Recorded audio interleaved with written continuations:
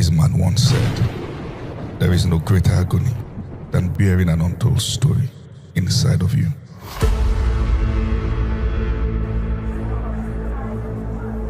In a world full of noise, it is easy to overlook the most extraordinary stories, the ones hidden in plain sight, the stories of ordinary people living extraordinary lives. Stories of struggle and triumph, of hope and resilience, of passion and purpose. Join us on a journey to uncover the remarkable story of everyday people who are redefining what it means to be ordinary. Have you been beaten before? I've been punched by the crowd. I have had banana peels thrown at me. I've had all kinds of stuff. We're ministering and the man says, shut up. You are disturbing me and my girlfriend. We're having a wonderful time. But for every event, there are so many testimonies of salvation, healing, and deliverance. Until I finished my SS3, I didn't know my mom. I was the one that had to look for her. She never looked for me. In fact, when I found my mother, I asked her, why did you abandon me? She said she got pregnant when she was little, and I refused to be terminated. Stories. Every person has a story worth telling.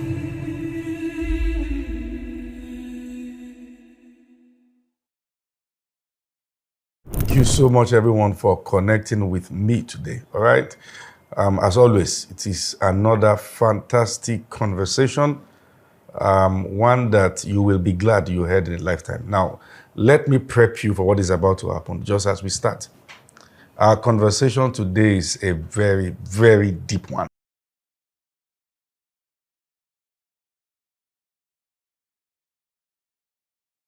We want to get into conversation as real as it is. And there's going to be so much to learn. Particularly because I am going to be spending time discussing with an amazing woman of God, all the way from Italy, and Apostle Eva. Good to see you. Thank you, Apostle. Thank you so much. Good to see you. I mean, thank you, sir. It's a privilege to be here. Spending time with you guys in Italy the last time was super amazing. Yes, sir. I'm trying to remember the name of the region. I know I came into Venezia. Yes, you came into Venezia, yeah. which is Venice in English. Yes. And then the region is called Veneto. Veneto. Yes, but my state is just about 26 minutes from Venice, which is called Padua. Padova. Ciao, ciao, ciao. You know, everywhere I went, people just say ciao, ciao, ciao. And that's our general greeting. That's as far as I can remember. I think there's one more word. I'm trying to remember. Come stai? No, there's another Buongiorno. one. Buongiorno. Buongiorno. That's good morning. Good morning, yes. So, I mean, everywhere we went, ciao, ciao, ciao, ciao. I mean, amazing. Good to have you in Nigeria. Thank you, sir. Thank you so much. I mean, I've been looking forward to this conversation. Thank you, sir. Particularly, I feel privileged. No, I feel privileged, you sir. Know, I mean, I really feel privileged as one that you have shared bits and pieces with a couple of times. Yes, and yes, I'm particularly excited about this conversation because this is one aspect of life that I'm so passionate about. And in fact, this is going to be more about how you have been able to go through the things you've gone through and survive the things you've survived and gotten to this point. People don't get to this point. Mm-hmm. You know, people, and we're going to be talking about the issue of background and how you fight the battle out of life and try to. So for you, what has it been like? Thank you so much, Apostle. I think this is happening because God has brought me to the person and the people that he really wants me to share my life with, because this has never come public. It has never been discussed apart from our church where I pastor once in a while. I use it to encourage people and tell them what I have gone through for them to know a little bit about me. So many people out there don't even know anything about me. Wow. Because I am someone who is extremely reserved and I don't like sharing anything that is not pleasant. But I was just thinking about it I think last month, that I think it's time for me to share my story. Because, Apostle, you have kind of brought me out from my shell when I encountered you through PPC, thank God for PPC. And then I went further to search about you, and I saw your teachings, and then it hit me. Dysfunctional family. Yes. Throughout, I was watching those messages. I was in tears. And I said, God, I found the person who will understand me when I'm talking. Because you don't just share your story with people who has nothing to do with it. Yes. But I want to share my story with someone or people that I know they can do something with it to bless people. Because I know I went through all those things because God wants to use it to also bring out people and help them to be able to fight. Yes. So talking about my background, I've been a fighter from the womb. I was born by my mom and was abandoned. And I didn't... You were abandoned by who? Yes, by my mother. Where's she gave birth to me. Your dad? He's dead. He's late. He died when I was little. So you never grew to know him? I knew him. Okay. I knew him, but he had to give me out to stay with one of his relatives because as a baby, that's because he couldn't. Men, they can't take care of children. So I didn't know my mom. Your mom dropped you with him? Yes. No, my mom actually took me away to her side. Yes. So to her village. So when I was about dying, and I heard that my dad had told them that if I die, he was going to make sure he kill all of them. So when I became very sick as a baby, they had to call him to come and take me. I learned my grandmother called him to come and take me because my mother was not even at home. She just left me and went her way. And when, until I finished my SS3, I didn't know my mom. So when I finished... You never got to know her?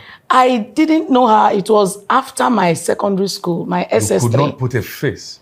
I had to look for her. I was the one that had to look for her. She never looked for me. She never...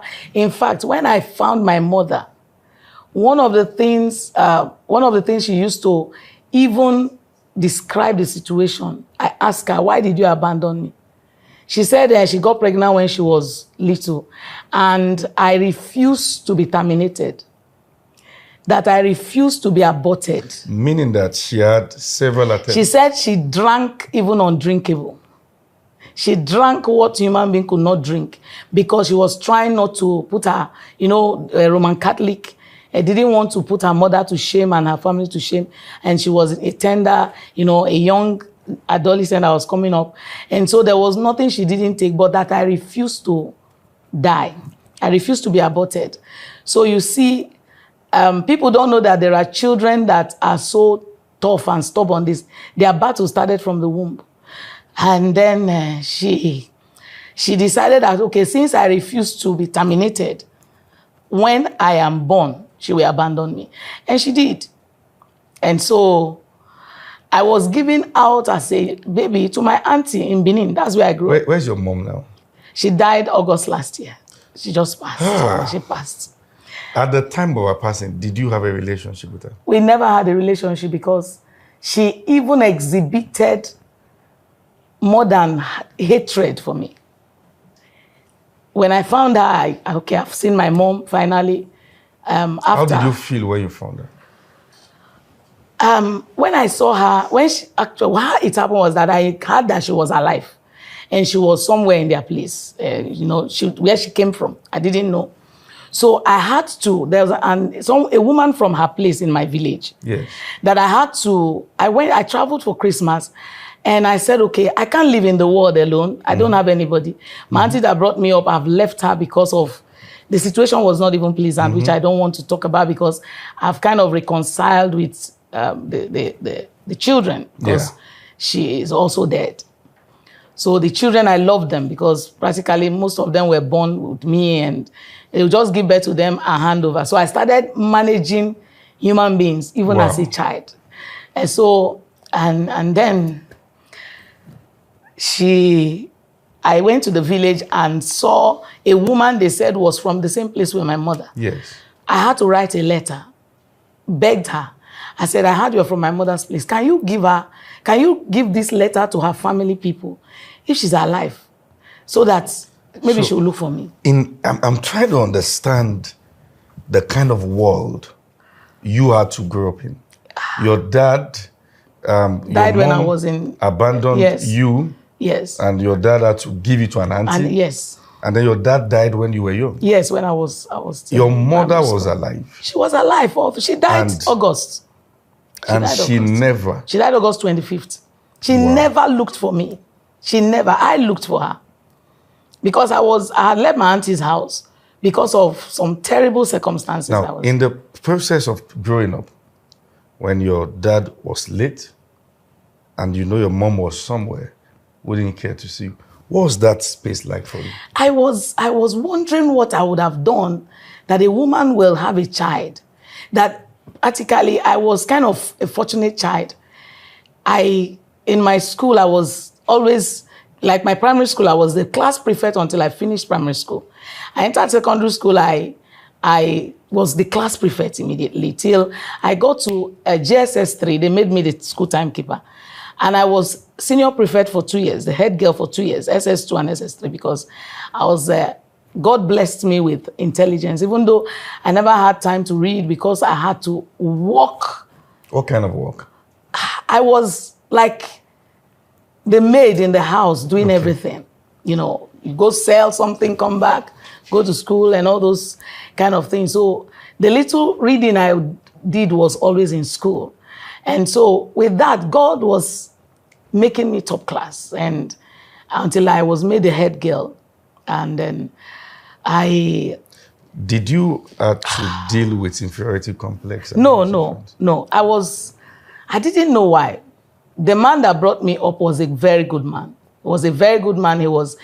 Until tomorrow, I confidently call him daddy. He's still alive. Still alive. Yes, and I am in very good relationship with him.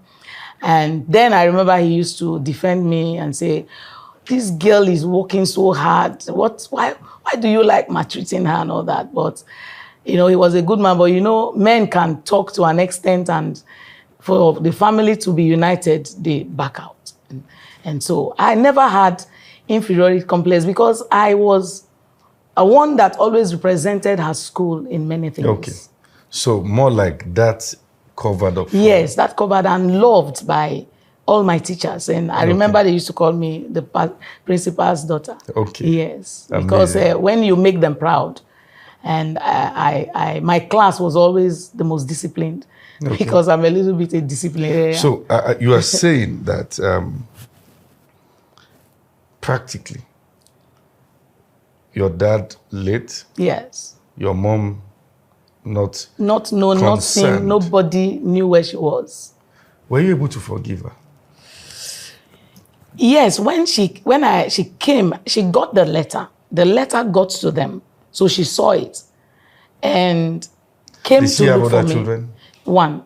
I have a younger brother. Just from one? From the other man, because she didn't want to have a lot of children because of the experience of her mother who had 7. Yeah. So this is it. Her mom had issues? Yes. She also had issues? Yes. Amazing. So she just had one? Okay, continue. Plus me, that's 2. Yeah. So she came with a letter to look for me. By this time, I had finished my senior secondary SS, and I was looking for how to enter the university, which was not possible. So I decided to work a little bit. So I got a job at a laundry and went and rented a place I was staying. Then she came to look for me, and my landlord's daughter, when she went there, they now told her that there is a little young, fair girl with very long hair, but they don't see anybody coming to look at her. They don't know that she's here, but she went to work. They now ask her, the person you're looking for is the name. She now mentioned my name. They now said, yes, that's her name. So the landlord's daughter came to meet me at work because they know where I work, and told me that there's a woman looking for me, that she said she's my mother. I said, my mother. And coincidentally, Apostle, that very day, in my place of work, there was this sweet mother music that was playing. And I was listening to it because it was FM, so they always play it. Yes. And they were playing it at the time this lady came in and gave me this news. And I was like, what a coincidence. I said, really, my mother? And I asked her, how does she look like? He said, she's fair, she's very tall, this, that. Up until that point, you could not recognize her? I've never seen her in my life. I never saw her. I was a baby when she dropped me and left. What was that never like saw for her. you? It was, at that point they told me, I was skeptical because I've never seen this person. I said, anybody could find the letter and come. So I had to tell my boss that they said my mother came to see me. I had to narrate the story to her immediately, that I'll give her the detail, that I've never seen her before. So I want to go and see this person. So getting there, I saw this woman. She didn't even record. She didn't know When you me. saw her, what did you feel? I felt anger and rage, and I wanted to react, but I was too alone in the world to react at that moment because I was the one that sent her letter. So I asked, the only question I asked her, I said, you said you are my mother. I said, how can I know that you are my mother? I said, I don't trust you. I said, the only thing we have to do is we have to go to my auntie's house that brought me up. If she can recognize you. She said, who? And I mentioned her name. She screamed. She said, you mean it's Margaret that took care of you? I said, yes. I said, you know her? I said, yes. I said, okay, I will confirm when we see her. So I had to carry her. So she did not even know where I was. The fellow who took She said, yes. She said she didn't know where I was. But I didn't believe her because I was told that my grandmother was the only person that used to come to ask after me. That's your mom's mom? Yes. That she loved me so much because I was carbon copy of her. And she used to come to look for me. And I heard that every time she used to mention my name, that wherever I am, I should come. You know, I'm trying to get my imaginations right. So when she came that day, you as a young secondary school graduate? Yes, just finished my SS. Trying to work so you can to get survive, into so that I can, gather money. That was the point. That was the point. That yes, she sir. came. Now, she came on what basis? Was it on the basis of the letter you sent? Yes, the letter I sent, because I even wrote that I finished my SS. I'm sure before that time you had questions. Yes, I had questions, but I didn't ask her any question. I just told her, let's go to my auntie. If she can confirm that you are my mother, then no problem. Because I didn't know her. Yes, she agreed. Then we went. So while we were going, even on our street, people were, they were asking me, who is she? I said, it's my mom. She said, she's my mom. That's what I was saying. She said, she said, she's my mom. So people were screaming, they were so happy. Thank God for you. They were not telling her, Madam, why did you leave your daughter? Carry her, she has suffered. Now, this is a very crucial one, because when things like this happen, the child almost becomes like community child. Yes. Everybody, particularly those who grew up in that community, who knows the story. Yes, the story, and also knows the fact that the mother is absent. Yes. And now they are seeing the child. There was excitement everywhere, and people were like, thank God. They were thanking God for me because they didn't know the story. Okay. They didn't know the story of how I ended in the situation they know. Okay. They know you are in this situation. Is this situation. But they did not know how you got to that situation. They practically thought the man was my father, but the woman that brought me up was my stepmother. That's how they thought. That was their assumption. The woman that brought you up, is she still alive? No. She's dead. For people to assume that's a stepmother, there must have been... It was what no child should go through. No child should go through. Verbal abuse. Gosh. When you have hot fever and you are given load of tray to go and sell. With fever. With the fever. Yes, I don't really want to go into that because it was too much. It's what each time I see children on the road with tray on their head, I weep because I remember morning, afternoon, night. It's something no child should go through. Being exposed to a place like Benin, and you will go around the city. Yes. And God had always been by my side, because there were times that I would have been raped, but I would just see a strange man appear from nowhere and will intervene, and they will run away. And they will just, there was one particular one that, as the man scared them, he just did me hand like this. As I was going, I turned to look for, it disappeared. I didn't see the person again. Amazing. Yes, sir. Now, let's go into, you have been able to explain the background of the story. Let's talk about journey to... We went actually to my auntie's place. Yes. Let me round up with that. And immediately my auntie saw her. Two of them saw each other. They screamed and mentioned. Practically, they were like age mates. Okay. Yes. So they called their names and they were excited. Yes. And she was like, so you are in Benin and you are married. It was like two young people who are talking to themselves. And your auntie at that point was in Benin? Yes. You were also in Benin? Yes, I was in Benin. But your mom was where? She was in Imo State. Imo yes. to Benin. That's a couple of hours by yes. And she never came? She never came. For years? Yes, and she said she didn't know I was in Benin. For her not to know means she never asked. That is it. That's what that's what I told her. I said, you can't say you didn't know I'm here. You didn't look for me. You trying to comprehend all this, that now a woman is showing up claiming to be your mother at the point that you have been able to do most of the important formative season of your life alone.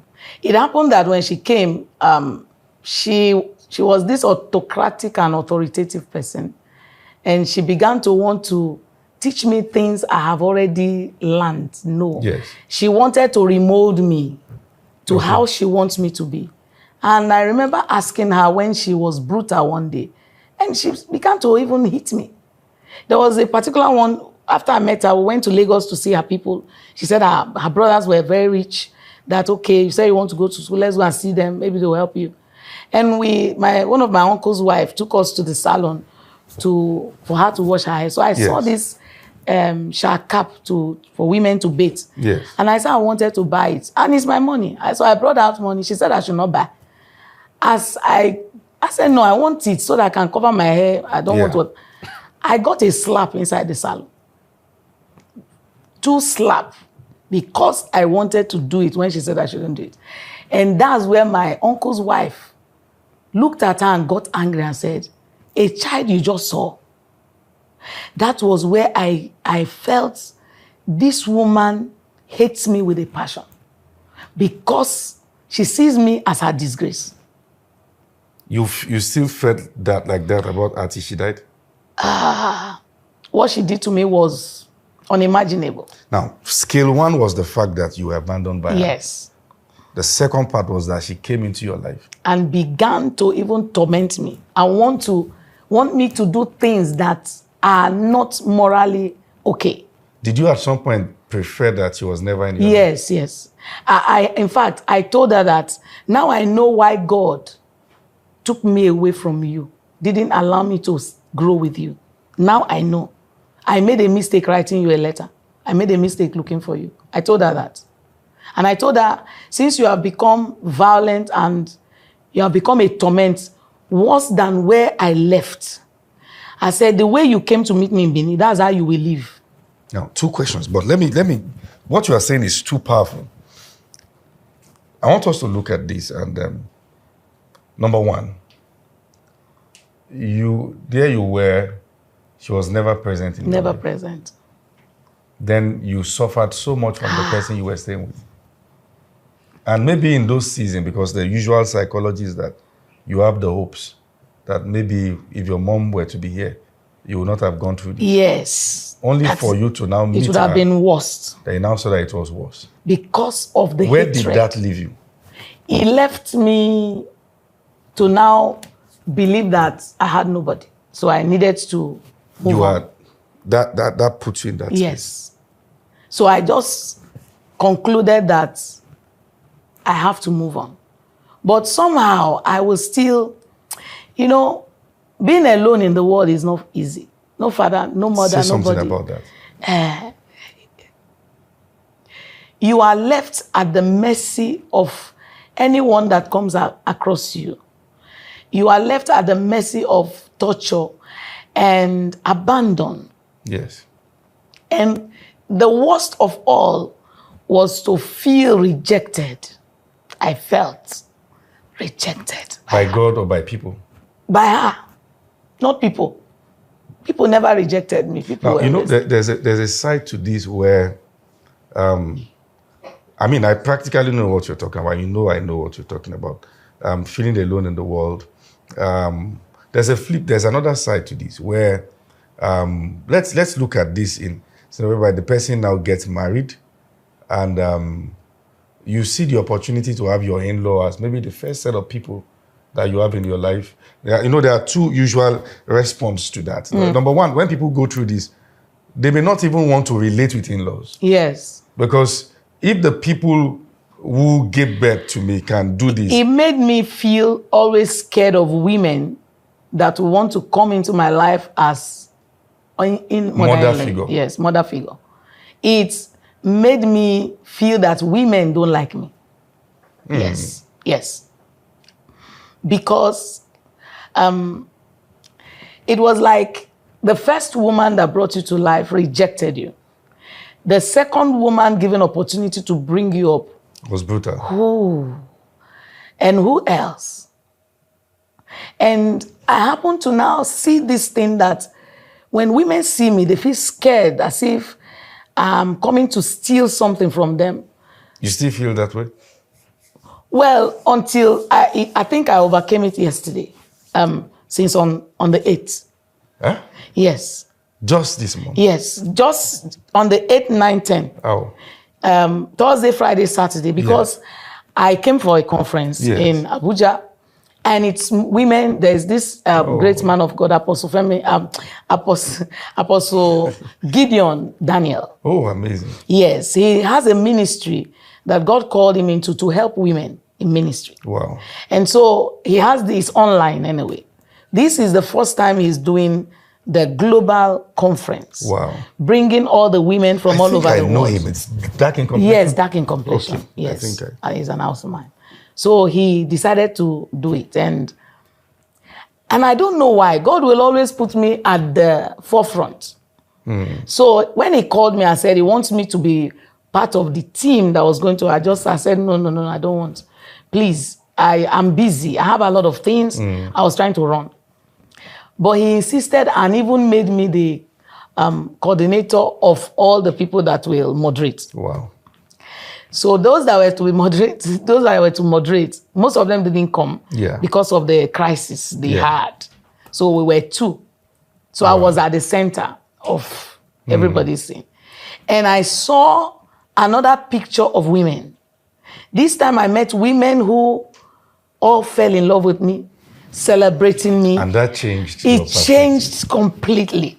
You know, when they come tell you, everybody's come touching you, hugging you, want to, complimenting you and say, you are beautiful. And they won't even, nobody was intimidated. Amazing. Nobody was feeling anything like, there was no competition. There was nobody feeling inferior or whatever. Yes. It changed the whole thing. Wow.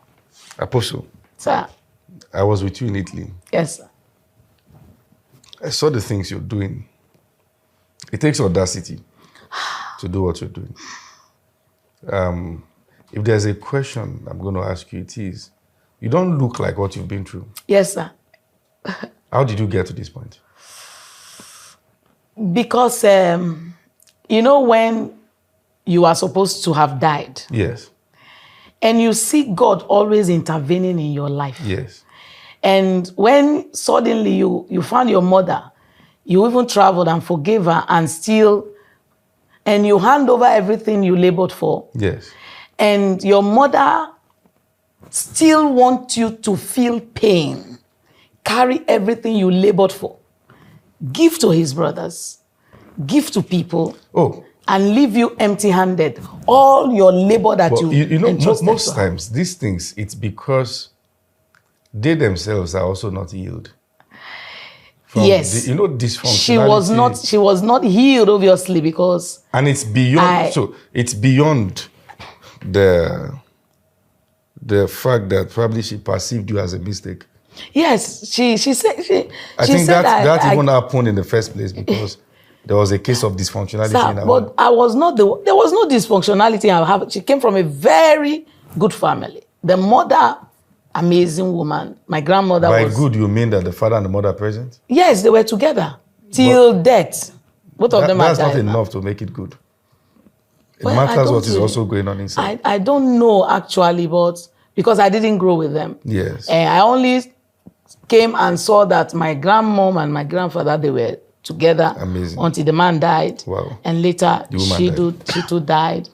I was, in fact, when I found them, yes, I went to see them and saw my grandmother, my grandfather and them. So in the second time I will go. Yes. Or the third time I will travel to go and visit them. Yes. One early morning, my grandfather called me, came and woke me up. Yes. Called me, took me to opened the back gates. And then he had water in his hand. And he said I should follow him. I followed him. Got to the back. It was still very dark there. And he started praying for me. That's your mom's dad? Yes, my mom's dad. Prayed for me in a way that I was shocked. Only for us to go back. Yeah. And before December we were to come back, he died. Wow. Wow. He died. Wow. So you were going to talk about how you were able to grow out of the pain, the torture. Yeah, I think I began to let everything go. I began to, when I listened to your messages of dysfunctional family, of so many other messages that concerning family issue, I think it helped me. And that was when I said, okay, her death, she died. Under normal circumstances, I wouldn't want to bury her. I was not moved to go, but I had to send money for her burial. Everything, I did everything. But she came 21 days later. I saw her. In your dream? Yes. She came. And she was calling me. I didn't answer her. I told her, leave me alone. Don't ever come near me. She had to rush, came to where I was, and grabbed me. In your dream? Yes. Now, as at the point of her death, were you able to forgive her? Yes, I had already forgiven her. If not, because my son, I had to take my son to stay with her. Yes. Because I didn't, babysitters were having negative influence. So that was even, in fact, they offended me. They took everything that belonged to me. I had to start afresh. They never said sorry to me. When I took my son home, I had to apologize to all of them for the sake of my son. I said, if there's any way I've said things that hurt you people, because I had gotten to that level where someone could hurt me, I'll tell you sorry. It took God to break me to that extent. And so at what point did you stop feeling alone in the world? It was. And what happened at that point? It was. I think it was. It was when I had my son. Yes, it was when I had him, and after what she did, I didn't call her for 1 year. Yeah. Yes, wow. 1 year I didn't call her. It was my son, because of him, that they told me call him. I call her. That's her first grandchild. Oh wow! And I noticed she loved the boy. Yes. She loved the boy and was protective of the boy. And where did that put you? It didn't change much. It didn't change much because I'll send money home for feeding and all that. The boy was not feeding well. I met him not the way I wanted him to be. A boy that came back and people would call him half-caste and all that when he's not. And looking very, he became pale and malnourished. And so I was broken the more. I took him away, and that's where I decided to cut off. Wow. Yes, sir. I mean, this is just as real as it gets. This is life. Yes, sir. And, sometimes one of the things I think about is that, see, people sometimes will hurt you, do stuff family and all that. And they will never apologize. Because they've not even grown to come to understand that it's ought in the first place. And sometimes they don't get to apologize because they themselves are still in pains. And the painful aspect is when they tell you, if we don't eat your money, who will eat your money? That's black tax. Yes. You heard my teaching on black tax? No, I've not seen that. Okay. And I remember then when she was doing all this, if I tried to, in fact, there was a time I told her, I called her and said, please send me my passbook. Let me see whether I have what I have. She never sent it. And she will threaten me that, you know, that is what most African parents do.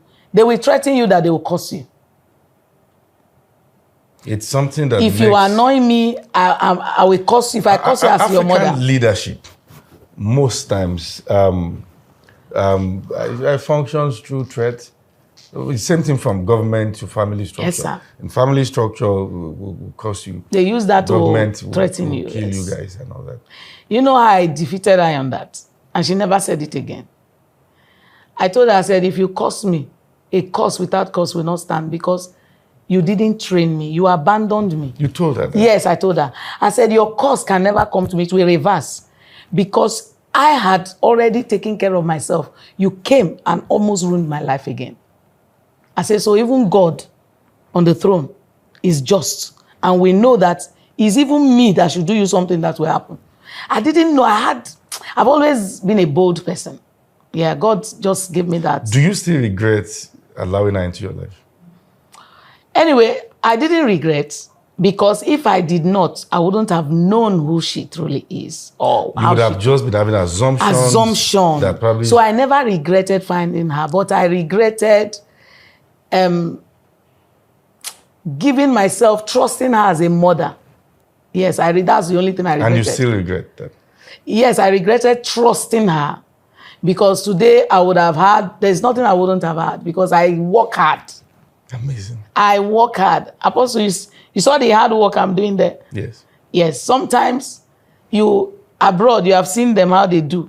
Thank God you have your experience. The mentality. You pay your church rent and your house rent and everything. Yeah. And they expect you to even bring your own and give to them. Yeah. And at the end, they tell you they came here to look for money. So it is not an easy work to do ministry abroad. In fact, I was just about to begin to shift to come back. Wow. Your word during mentorship is what held me back. Yeah, wow. Yes. You said, the Lord said I should not leave Europe yet, for now. If not, I'd already started. In fact, since 2019, I started a branch in Onitsha.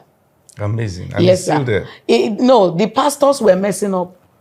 I'll pay apartment for them, pay church rent, and no, they will not give me report, nothing. 1 pastor, 2 pastor, 3 pastor, I had to. So one day, I had a dream and I saw maggot falling from the roof of this thing. Yeah. The next day, I just sent people to Onitsha.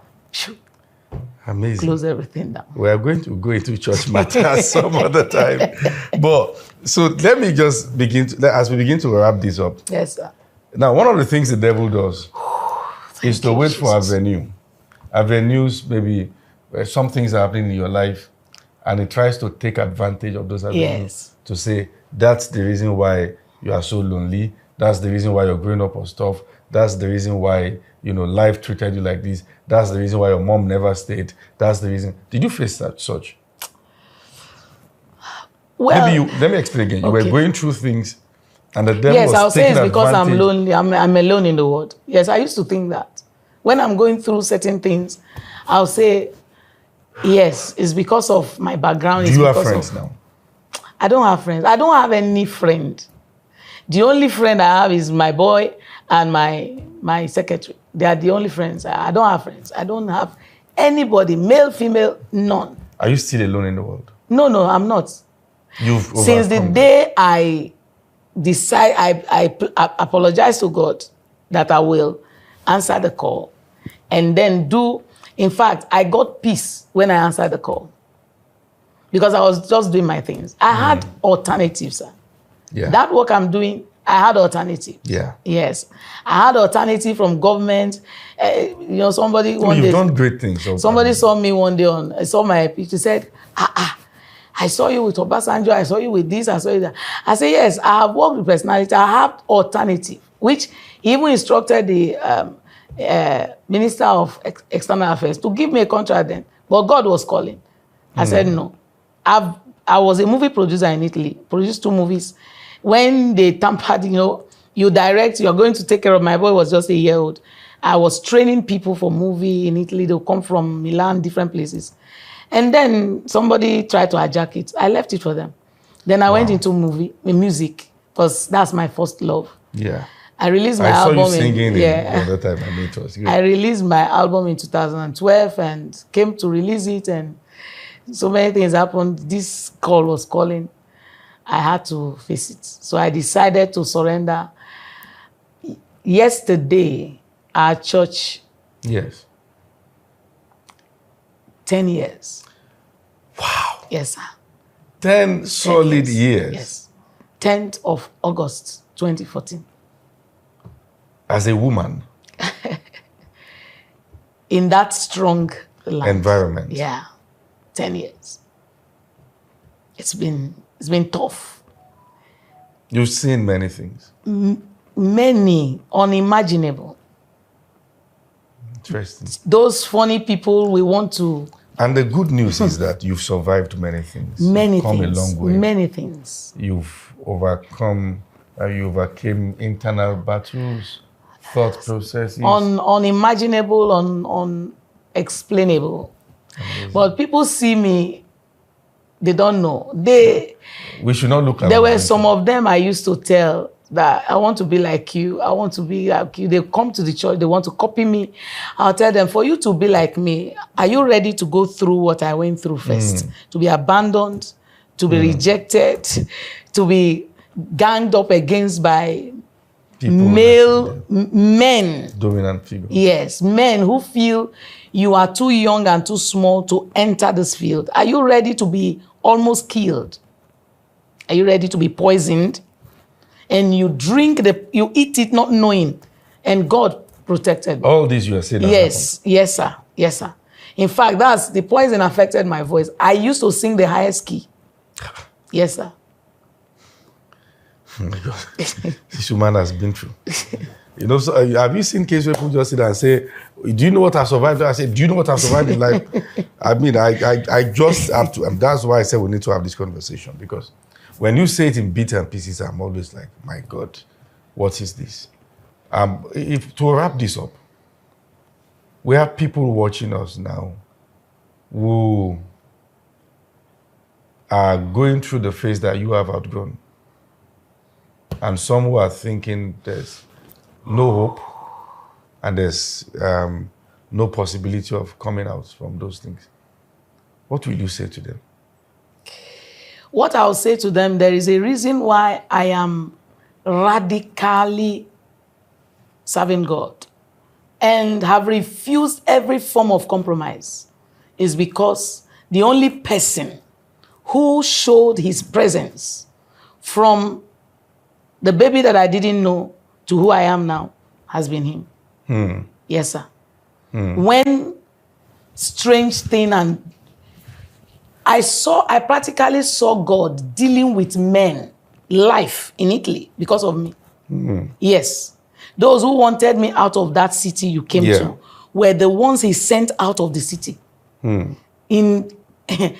Disorganized and chased them away. So when you see how God fights for you, that when people come after you, he either kills them or he does something to them, and they now know, then you have no option than to sell yourself to God. So whoever is going through any of these things, the only solution is sell yourself to God. Sell yourself to God. Whether you are eating, you're not eating, no food, no money, no nothing, just know that he is there. He has been there. I'm not serving God for nothing. True. I have alternatives. True. I have, but it's him alone. Wow. The conversation has been one of the greatest I've had in recent times. Thank you, sir. And I want to thank you especially for sharing your story. Thank you so much, Apostle. Thank you, Apostle. Thank you, everyone, Thank for connecting with us. Here with me, you are going to listen to amazing stories of people who have survived different things, and you can learn and also find hope for your journey. Thank you for tuning in with us. God bless you.